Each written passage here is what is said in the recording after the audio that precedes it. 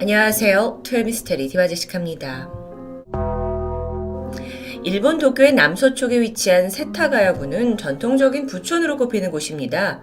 우리나라로 치면 서울의 성북동과 비슷한 분위기인데요.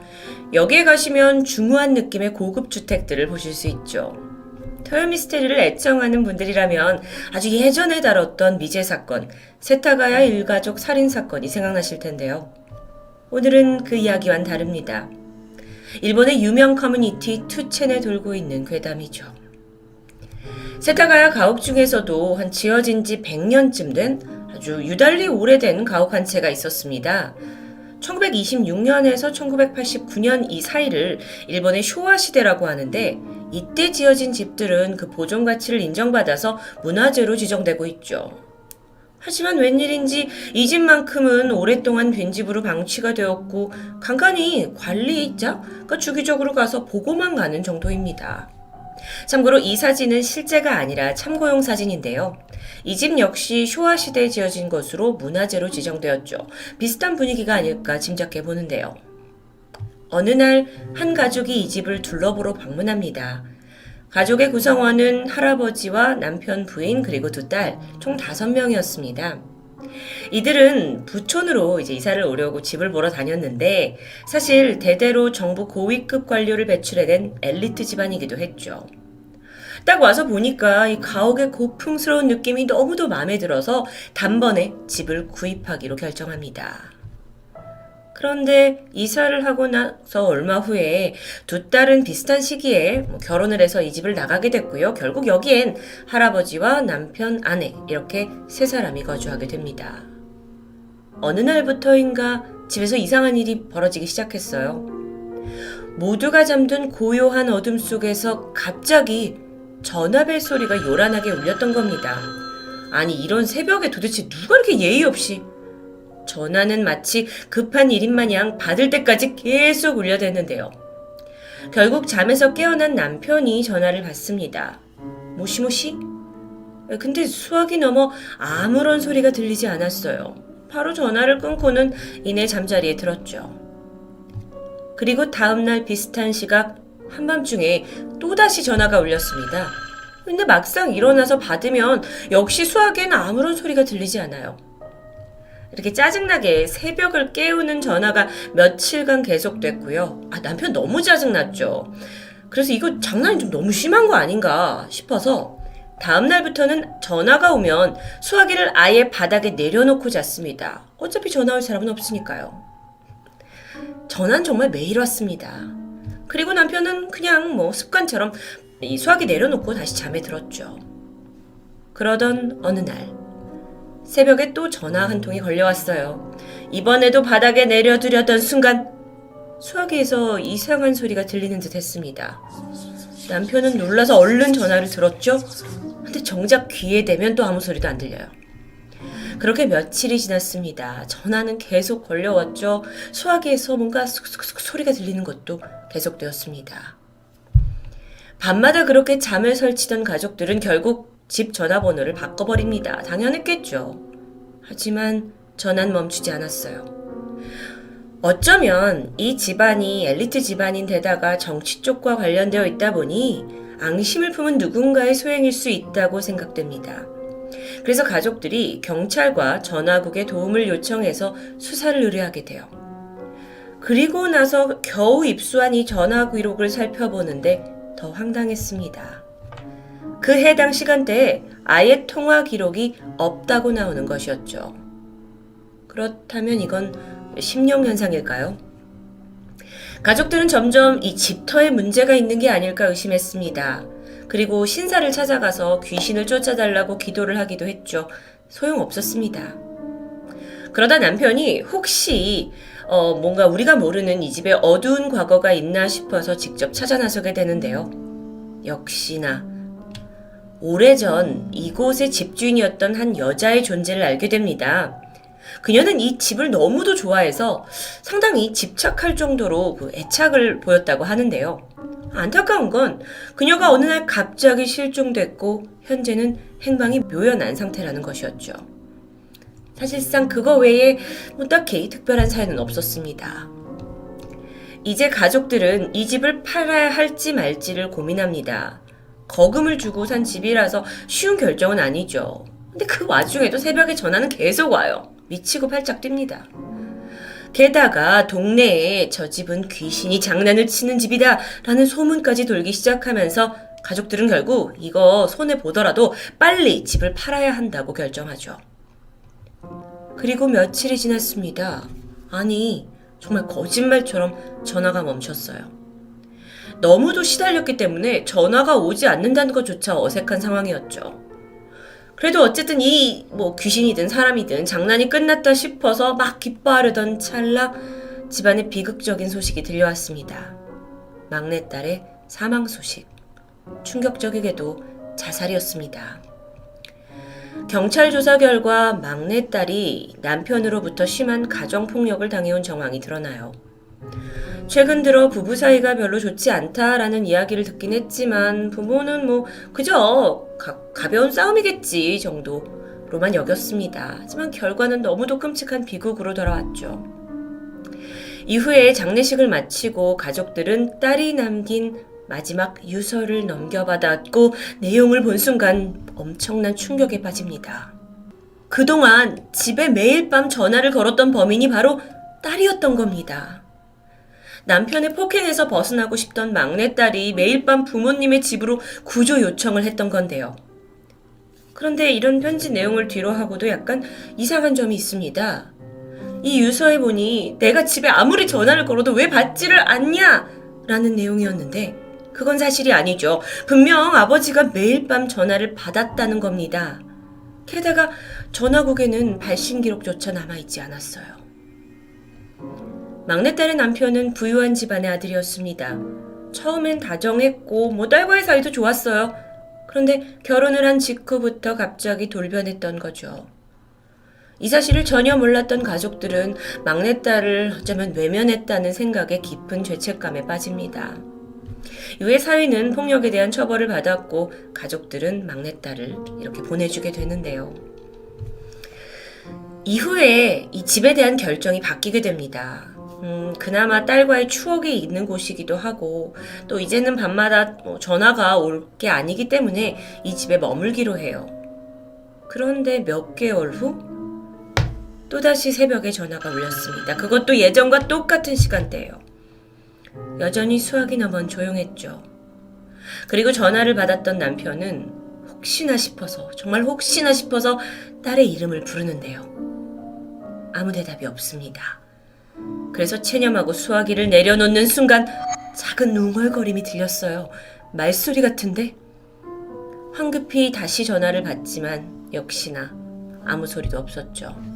예전과 상황이 똑같습니다. 그렇다면 이 전화는 분명 막내딸의 전화일 리가 없습니다. 이미 사망했으니까요.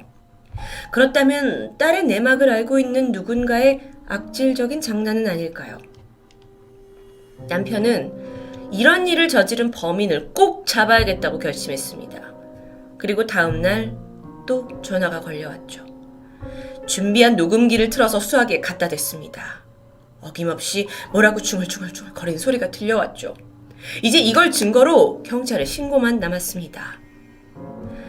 전화가 끊어졌고 그는 그 녹음기의 볼륨을 최대한으로 높여서 도대체 뭐라고 하는지 자세히 들어봅니다. 그리고는 갑자기 온몸에 털이 쭉 뺐을 정도로 공포감에 맴돌았는데요. 혼자 중얼거렸죠. 그럴 리 없어. 이게 사실일 리 없어. 잠에서 깬 아내가 남편에게 무슨 내용이냐고 물었습니다. 하지만 남편은 화들짝 녹음기를 숨겨버렸고 이후 그는 테이프의 내용에 대해서 영원히 입을 다물었습니다. 그리고 며칠 안에 온 가족은 황급히 그 집을 떠나버렸죠. 도대체 무슨 내용이었을까요? 이건 괴담이기 때문에 그 뒷부분까지 알려지지 않았지만 저도 수많은 추론이 들었는데요. 혹시 여러분의 추측이 있으시다면 댓글에 남겨주셔도 좋습니다. 이후에 빈집으로 방치되었던 집은 소문을 전혀 모르던 한 외지인에게 팔렸습니다. 그리고 새 주인은 내부 인테리어를 하기 위해 대대적인 보수공사를 진행했고 업체가 바닥을 뜯어내던 중 충격적인 것을 발견합니다. 바로 여성의 것으로 추정되는 엄청난 양의 긴 머리카락 다발이었어요. 나중에 밝혀진 사실이지만 그 발견된 자리가 문제의 전화기가 놓여있던 곳이라고 합니다. 집주인은 바닥에서 너무도 꺼림직한 이런 머리가 발견되니까 불길함을 느끼고 공사를 전면 중단하게 되죠. 이후 새벽에 울리는 전화는 계속되었다고 합니다. 그리고 여기에 새로 이사온 모든 이들이 시달리다가 결국 견디지 못하고 다들 도망가듯 이사를 갔다고 하는데요. 그런 섬뜩한 괴담 속에 이 집은 지금까지 철거되지 않았고 보존되고 있다고 하는데, 이 괴담에 대해 일본 네티즌들은 다양한 해석을 내놓고 있습니다. 그중 하나는 애초에 남편이 받은 전화가 딸의 전화가 아니었다는 거죠. 혹시 누군가 딸의 도움 요청을 막기 위해 회방을 놓은 건 아닐까요? 게다가 정말 더 불길한 건 머리카락입니다. 옛날부터 머리카락이라는 건 강력한 영적 소재로 쓰여왔고요. 신체에서 잘려나가도 계속 살아있는 거라고 여겨지기도 하죠. 그래서 귀신을 부르는 강령술에도 빠지지 않고 등장하는 소재입니다. 그렇다면 연관을 지어봤을 때 혹시 이 집에 너무도 집착했던 전 여주인의 머리카락은 아니었을까요? 그녀의 육신은 떠났지만 머리카락을 남겨서라도 새로운 주인에게 저주를 내리고 있는 건 아닐까 라는 의견들이 있었습니다. 그러면서 네티즌들은 이렇게 괴담이 이어지는 집을 아예 철거해야 되는 게 아니냐 라고 주장했지만 어쩐 일인지 집은 그냥 남아줬고요. 대신 기이한 일이 있습니다. 무슨 이유에서인지 이 집의 위치가 공식적으로 일본 지도에서 사라져버린 것이었죠. 일본의 세타가야구는 손꼽히는 부촌인 동시에 인구 밀집 지역으로도 유명합니다. 특이한 점은 집집마다 다 주택이 모양이 비슷하고요. 복잡한 이 골목으로 되어 있어서 이 동네 새로 이사온 주민도 한동안 집을 제대로 못 찾는다고 하는데요. 그런 지역에서 집의 위치를 지도에 표시하지 않은 이유는 혹시 그 누구도 이 집을 찾지 않길 원하는 건 아닐까요? 괴담으로 전해지고 있는 지도에서 사라진 집, 토요미스테리 디바제시카였습니다. 안녕하세요. 토요미스테리 디바제시카입니다. 전 세계적으로 유명한 애니메이션 심슨. 우리나라에서도 예전부터 만화 심슨이 미래를 예언하고 있는 게 아니냐는 추측이 존재했습니다. 만화 속에서 등장한 장면들에서는요, 트럼프 당선을 예언하기도 하고 또 힉스 입자 발견과 함께 최근에는 코로나 바이러스 유행까지 들어맞으면서 제작진 중에 일루미나티 예언가가 있는 게 아니냐는 논란이 일기도 했었죠. 이처럼 오래된 과거에 만들어진 만화나 소설의 에피소드 속 내용이 현재와 딱 들어맞는 건 굉장히 화제거리가 됩니다. 그런데 2020년도 코로나 바이러스가 전 세계를 강타하고 일본의 한 애니메이션이 뜨거운 감자로 떠오르게 되죠. 2020년 예정되었던 도쿄 올림픽 연기됐다는 소식이 들려오고 나서 일본의 트위터에는 한 사진이 눈에 띄었습니다. 바로 1988년에 개봉했던 애니메이션 아키라의 한 장면이었는데요. 아키라는 오토모 가스히로가 1982년부터 영 매거진에 연재하기 시작해서 인기몰이가 이어졌고요. 이후 영화로까지 제작된 아주 유명한 작품입니다. 스토리를 살짝 보면 이 도쿄가 의문의 폭발로 파괴가 되고 이를 기점으로 3차 세계대전이 발발한 지 31년째 되는 2019년. 이때 네오 도쿄라는 새로운 도시가 생성됐다라는 것을 배경으로 하고 있는데요. 이게 일반적인 극장판 애니에 비해서 좀 복잡한 스토리를 가지고 있는데 전반적으로는 이제 세계가 파괴된 후에 신세계를 염원하는 상당히 웅장한 스타일의 SF 만화라고 할 수 있습니다. 그 중에 문제가 된 해당 캡처 장면. 이 팻말이 보이고요. 여기저기 적힌 낙서. 그래서 이 글귀가 뭔지 해석해 봤더니 2020년 도쿄올림픽 개최까지 앞으로 147일 국민의 힘으로 성공시키자. 그런데 문제의 구절은 오른쪽 하단에 이 낙서처럼 적혀있는 글자가 중지다 중지 이 부분입니다. 넷상에서는 상당한 이슈가 되면서 이게 올림픽 취소를 암시하는 표현이라는 해석이 나왔었는데요.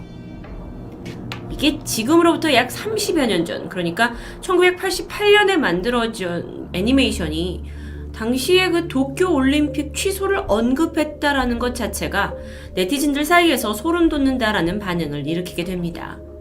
실제로 지금 도쿄올림픽은 2021년 7월까지 연기가 된 상태인데 코로나 팬데믹이고 그러다 보니 내년에도 올림픽 개최가 가능할지는 아직도 미지수죠. 그런데 이게 다가 아닙니다. 더 흥미롭게도 작품 속에선 WHO 전염병 대책을 비난이라는 문구가 나오기도 해요. 아키라를 제작한 오토모 감독의 다른 작품 메모리즈에서는요, 흡사 바이러스를 떠올리게 하는 스토리가 있었고 또 거기서 등장하는 우주선의 이름마저 코로나였기 때문에 일본 언론뿐만 아니라 전 세계 언론에서 이 내용을 꽤나 흥미로워하면서 다룬 적이 있었죠. 여러분, 예언이란 건 늘 흥미롭고 미스테리한 소재입니다. 특히나 외국 예언가들이 한국이 이렇게 될 거다 또는 일본이 가라앉을 거다라는 건 늘 솔깃한데요. 저도 몇 달 전에 예언가 주세리노의 내용을 다룬 적이 있었죠. 하지만 오늘은 일본 내부에 있는 예언자에 대해 좀 더 알아보고자 합니다. 일본은 여러 신을 모시는 풍습 때문인지 과거부터 다양한 종류의 예언가들이 있어 왔어요. 그 중에서 일본인 많은 사람들이 믿고 있는 고유의 민속신앙 신토 중에 하나인 오모토의 종교 지도자가 남긴 예언이 유명합니다. 그는 1800년대 후반부터 1900년대 초반 그 일제강점기 때 일찍이 일본의 미래를 예언했는데요. 그의 이름은 데구치 오니사부로. 일본의 3대 신흥 종교 중 하나인 오모토의 창시자 중에 한 명으로 알려져 있습니다. 자, 이 종교의 시작을 살짝 알아보면요. 1898년 가난한 농부의 아내였던 57살 데구치 나오가 과부가 되고 어느 날 신내림을 받아서 신령의 말을 하면서 이게 시작이 됩니다. 그녀는 이 세상에 금신이 올 건데 이 금신의 메시지를 내가 받았다고 하면서 병을 낫게 하는 능력으로 이름을 조금씩 떨치기 시작하죠. 추종자가 생기기 시작합니다. 이후에 오니사부로가 그녀의 5번째 딸과 결혼을 하면서 이 데구치 가문에 입적을 했고요. 실질적인 2대 교주로서 이름을 떨치면과 동시에 미래 예언 능력을 발휘하기 시작합니다. 특히나 조선 식민 통치의 설계자 중 한 명으로 알려진 하라다카시가 암살당할 것이다 라는 걸 몇 시간 전에 예언하면서 더 많은 추종자들을 이끌게 되죠. 데구치 오니사부로의 예언뿐만 아니라 이 강력한 카리스마로 인해서 한때 신도수가 100만 명에 달하게 되는데 여기에서 그때 그가 태평양 전쟁이 발발하기 30년 전 일본의 패망을 예언했다는 게 알려지면서 일본에서는 세계의 예언자로 유명세를 탑니다. 이런 전쟁의 경과나 결과 외에도요, 자연재해나 히로시마 원폭 투하까지 예언이 적중하게 되면서 그의 명성과 더불어 그 종교, 오모토 종교 또한 기세가 올라가고 교세가 급속하게 성장하게 됩니다. 근데 문제가 있었어요.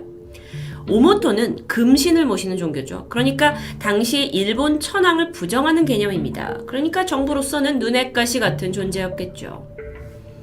후에 1921년과 1930년에 걸쳐서 일본 정부는 오모토교에 대한 대대적인 탄압을 감행했고요. 네가 감히 일본의 패망을 예언해? 라는 점을 들어서 오니사부로의 책은 금기서적이 되었습니다. 이후에 그는 불경죄, 신문법 위반, 치안유지법 위반 등으로 체포되고 풀려나기를 반복했다고 하죠. 하지만 이런 종교적인 탄압과는 별개로 그가 뱉었던 많은 예언이 적중했다라는 것은 부정할 수 없는 사실이었습니다.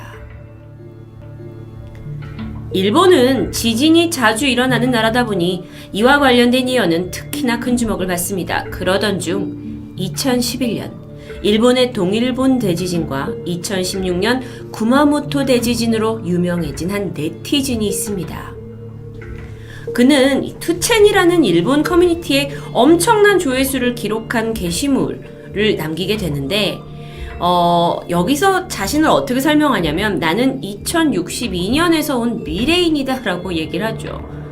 자신이 51구역으로 유명한 네바다의 한 연구원 출신으로 다른 7명의 조사원과 함께 타임머신을 타고 왔다고 주장하는데요. 언제나 그렇듯이 타임머신 이야기는 쉽게 믿을 수가 없습니다. 그러다 보니까 네티즌들도 반장난식으로 질문을 던졌죠. 그리고 여기에 차례차례 그가 답을 하기 시작합니다. 먼저 그는 미래에 중국은 스스로 자멸을 하게 되고 한국을 포함한 아시아 대부분이 인도화가 되면서 미국의 패권은 사실상 무너지고 영어는 더 이상 세계 공용어가 아닐 것이다 라는 그 당시로서는 좀 믿기 힘든 황당한 이야기를 늘어놨습니다. 하지만 그 일본 사람 특성상 가장 많은 질문은 자연재해 관련이었어요. 그는 변동이 많다면서 답변을 약간 회피하는 듯 했는데 그중 2010년 11월 14일 자연재해에 관련된 질문에 암호로 답을 남기게 됩니다. 이걸 풀이하면 산에 올라가라로 해석이 되는데 네티즌들이 보기에는 해수면이 상승한다는 건가? 엄청난 규모의 쓰나미가 온다는 거야? 라고 추측만 난무했을 뿐이죠. 그리고 이 답변이 올라온 지 4개월 후인 2011년 3월 11일 동일본 대지진이 발생합니다. 그러면서 미래에서 왔다는 그의 말들은 굉장한 주목을 받게 됩니다. 실제로 동일본 대지진 당시에 그 쓰나미가 몰려왔고 엄청난 인명피해가 있었어요.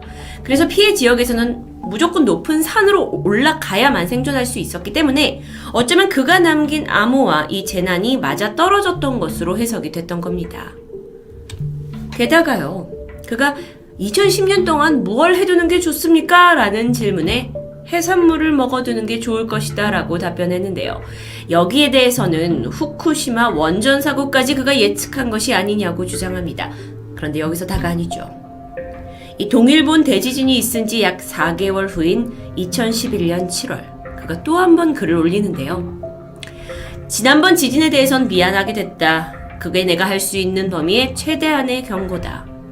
이번 임무가 완료되면 2016년 4월 15일에 다시 오겠다. 이 글을 마지막으로 그는 자취를 감추게 됩니다. 시간이 지나 2016년 4월 14일, 그러니까 돌아오겠다는 날의 하루 전이죠. 이날 일본 구마모토에 대지진이 일어났습니다. 기가 막히게 날짜가 맞아 떨어진 거죠. 그러니까 사람들이 또다시 그가 지진을 예언한 게 아니냐면서 술렁였습니다.